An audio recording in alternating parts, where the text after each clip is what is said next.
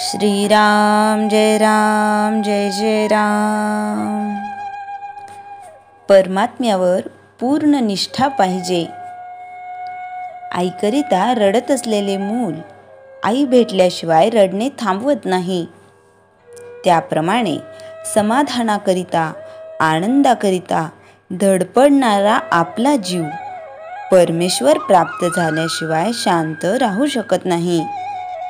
म्हणून प्रपंचाची काळजी न करता परमेश्वराची प्राप्ती कशी होईल याची काळजी करा।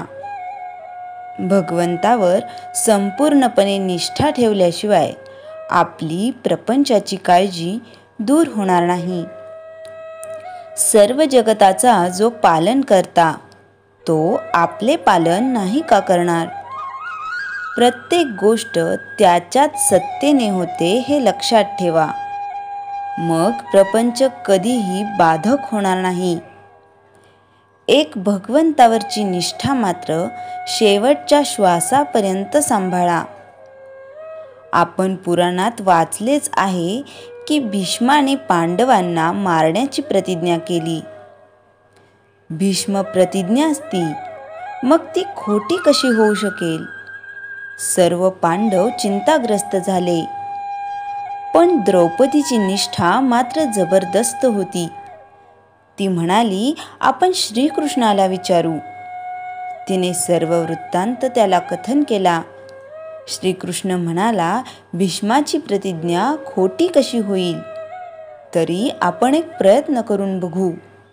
तो म्हणाला, द्रौपदी, तू आता असे कर, रात्री भीष्माचार्यांच्या आश्रमात जा। तिथे फक्त संन्याशांना आणि स्त्रियांना मुभा आहे। मी तुझ्याबरोबर आश्रमापर्यंत येतो।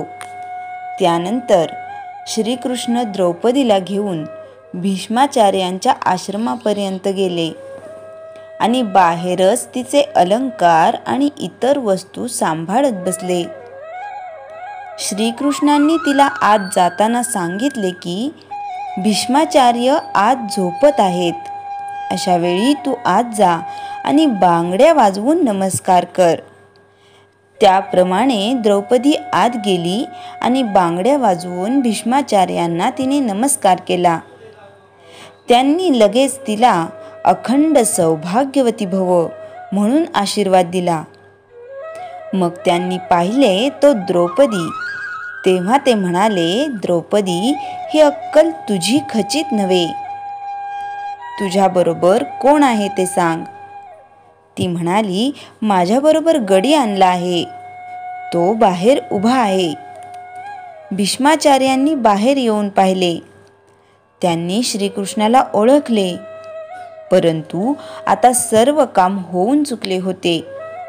म्हणून म्हणतो, परमात्म्यावर पूर्ण निष्ठा पाहिजे। या निष्ठेच्या आड जर काही येत असेल तर तो म्हणजे आपला अभिमान। हा अभिमान सर्वांना घातक आहे। तो घालवण्यासाठीच परमात्म्याला वारंवार अवतार घेणे भाग पडले।